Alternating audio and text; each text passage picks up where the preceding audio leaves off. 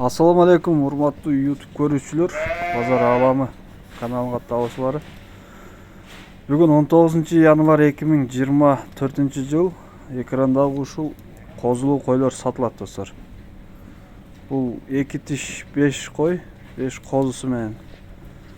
Так, уруктукка тукум кармаганга ушундай койлор сатылат, жакшы.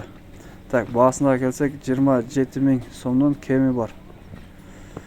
Чүй облусу Жайыл районунда турат. Экрандагы номерлерге чаласыздар, достор. Достор, видео толку лайкты басып колдойбуз, каналга катталганды унутпаңыздар.